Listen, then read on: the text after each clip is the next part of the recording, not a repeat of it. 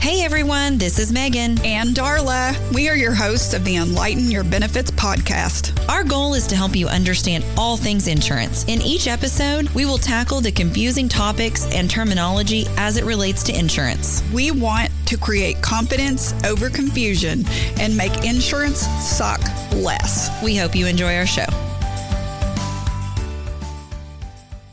So today, let's finish that conversation that we started the other day about the basics of insurance. So let's talk about when you go have your medications filled. I always encourage people to kind of call around.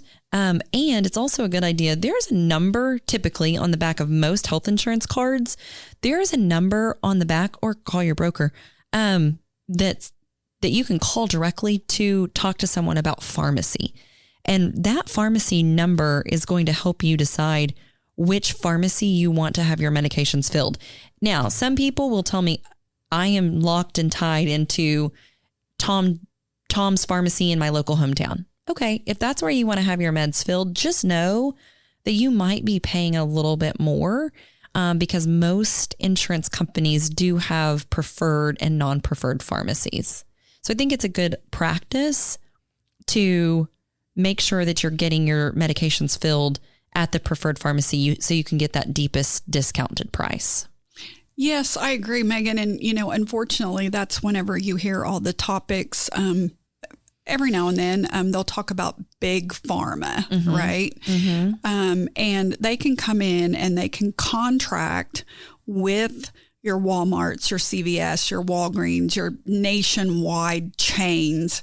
They can make better agreements with them because they buy in more bulk. Mm-hmm. They buy a lot more. So when you're dealing with a smaller, one of the ones in Oklahoma is Spoon Drug that a lot of people use around here. And so they will work with you, definitely. Absolutely. I mean, I'm not telling you not to use the mom and pop shops. And actually, I've found that sometimes they work with you even more so. So sometimes I just think it's a good practice to call around and don't just get your get your meds filled at one place. And I mean, just if you're looking for a deeper discount, especially with medications going up in price. Yes. And, it's really even odd. I always tell people, ask them what the cost would be if you run it through your insurance, and then ask them what the cost would be if you paid cash. Have them give you both of those prices. Sometimes you will be shocked that it's better if you pay cash. Yeah. And I don't even know how to explain how that works, but ask questions, ask a lot of questions. Yes. And just know that if you get to the pharmacy and you get that unexpected, because it's happened to me, I'm sure it's happened to you, you get a prescription called in from your physician, you get there to, the pharmacy to pick it up and they say, okay, ma'am, that will be $65. And you're like, what? Mm-hmm. You do not have to accept that prescription. Just because they called it in, you've got a person standing there wanting your credit card. You can definitely say, hold on a second, I'm going to make a phone call to my doctor, because doctors are inundated with drug reps. We've all heard about drug representatives that go to the different. So the name brand drugs, the one that you see the commercials on TV, I'm not saying that you don't need those drugs, but they're probably not in a generic form yet because the companies get to hang on to that for a while. So you have the ability to discuss this with your doctor and say, are there other things out there that will do basically the same thing as what you're prescribing for me? That would be in a more of a generic or a preferred generic capability that I could get my copayment down. I just can't afford $65. Or $650. Yes. I've seen some of them that have been ridiculously expensive. And a lot of times, even at the pharmacy, the pharmacist will say, or the tech that's helping you will say, if generic is available, are you okay with generic? They will. So usually they'll kind of help you with that as well. Yes. Okay, so we've talked about prescription plans. I also wanted to dig in today, and this is kind of bridging that gap, the difference between a HSA, health savings account, and let's talk about it as it relates to a health savings plan versus a typical PPO plan. So on one of our earlier topics, podcasts, we had talked about, what is a deductible? What is a copayment? We talked about all of those basics. With a health savings plan, 9 times out of 10, you're going to have to meet your full deductible before the insurance will kick in. But premium wise, these HSA plans are going to be significantly less expensive month over month. The cool thing about an HSA plan is you can put pre-tax money into almost like a little bank account. And there's probably better words for that. So again, I'm just being very vague about this, but you can put it into a bank account, again, pre-tax money, and then you can use that HSA card to purchase anything as it's medically related. So your prescriptions, you can use that to pay to see your doctor. You could use that towards a deductible. You can use that towards feminine products. I've even heard you can use that HSA card towards formula for your baby. So lots of different things. Whenever we have an option for people to utilize or to pick an HSA plan or a PPO plan, what do you normally recommend people do? And it's always going to be based on that individual, perception of, you just have to, and I know we do that. You have to dig into that family, that individual, that person. You have to ask some, I'm not going to say invading questions, but you just have to get on a level with them where you ask if there are any chronic diseases. Are there, chronic problems that you're dealing with? Do you have surgeries recommended that are coming up, that knee replacement, that orthoscopic? You have to know kind of what's in their future. But generally speaking, if they just say, hey, you know what? I never go to the doctor. I don't take any medications. No, I don't plan on anything happening. Then we go back to the point of let's put that risk factor at a little higher on your deductible. And an HSA plan is awesome for those type of people. Yes. That don't go to the doctor, because now, instead of giving your money to an insurance company for that low deductible, and I feel like I'm repeating myself because I talked about this last time. Now, instead of giving that money to an insurance agency or company for that premium that they keep that you would never get back, now you're putting that extra money for that risk into your own pocket. So, and those things just roll over. I mean, it's not use it or lose it, like the flexible spending accounts, which is, back in the day, I think that's first how it kind of got started. And then they got to a point where the health savings account is an account, and some of them will even draw a little bit of interest. So, you could build that up. If you're lucky enough to go to age 65 and have nothing happen to you, then there's going to be quite a bit of money in that account, right? That you can kind of it's almost like a retirement account. But absolutely. And I think a lot of companies nowadays, because the cost of health insurance is getting so expensive, I think the pandemic really contributed to these rates being higher and companies delivering rate increases every year.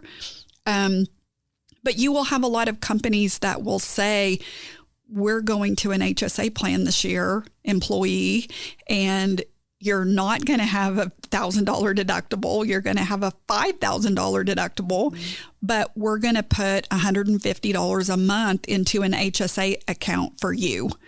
Why don't you just use your brother as an example? Because he works for a big company, and him and his wife were actually pregnant with twins when they were told, we are now going with an HSA account, and they flipped out. Yes. I liked, if kind of as a rule of thumb, if someone has met their deductible for the last year or 2 years, I will say, okay, you probably don't need to be on an HSA. That means you're a frequent user. meaning a frequent user of doctors and hospitals. Yes. So if you are, one who likes to have that copayment that you can walk into the urgent care or you can walk into your pediatrician and you know that it's only going to be $20, then you really need to be on a standard PPO or an HMO plan. Probably an HSA is not going to be best suited for you. You're probably not going to be real happy with that. But if it's someone who's young, healthy, hasn't gone to the doctor, doesn't even have a primary care physician, is not established with anyone, takes no medications, you're right. They could build up that HSA account, especially if the employer is contributing $100, $150 per month. At the end of that month or at the end of that year, they've already saved up $1,200 plus.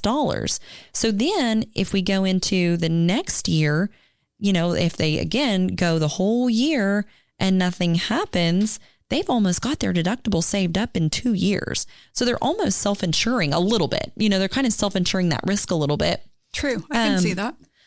But then the HSA card or account is always yours. So I just had this situation happen where a younger guy had been on the HSA plan for about 4 years, and he had been saving up, super healthy, never goes to the doctor. Last year he got married and decided that they're going to start their family this year. And so as we were kind of talking through that, he added his wife to the plan. And then this year upon open enrollment, we had that conversation, which is the part that I love about our job as brokers, getting to sit down, and he felt comfortable enough after working with me for several years. And he said, hey, what's your suggestion? We think we're ready to start our family. My wife is on this HSA plan. I'm on the HSA plan. They literally had like $7,500 saved up in their HSA account. But for this year, I had suggested to them that they hop over to the PPO plan because they already know they're going to have that big out-of-pocket expense with the birth of a child. So we hopped over there, but then their HSA account is going to pay for their full deductible and max out-of-pocket for them to have that child. So again, it really just is person specific, but I think there's lots to think about if you are given the opportunity to think about an HSA plan versus an HMO PPO plan. And also for employers, gosh, if you, I never want to tell a company what to do, but if you can at all offer options to your employees, because just know that one size does not fit all whenever it comes to insurance. There are so many different scenarios out there. And if an employer it's free to run multiple plans. It might be a little bit more of a headache because you've got, different options for the employees to select, but gosh, it could really save the employee a lot of money if you could run multiple plans. I agree. And the other thing too is, we talked about if you don't understand it, you don't know what it is, you just stay away from it. Right. And I think HSAs can come off as complicated, and it's not what we're used to. Insurance has always been,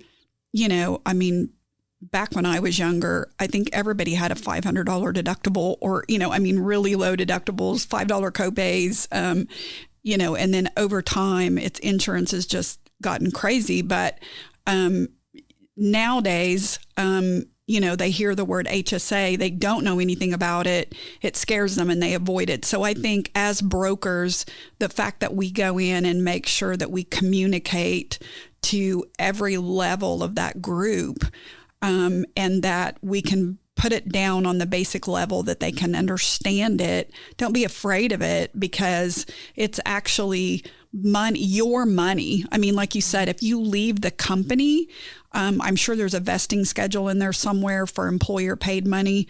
But if you contribute to it yourself, that money is just going to go with you. And let me point out before I forget, you mentioned it earlier, but it is tax free.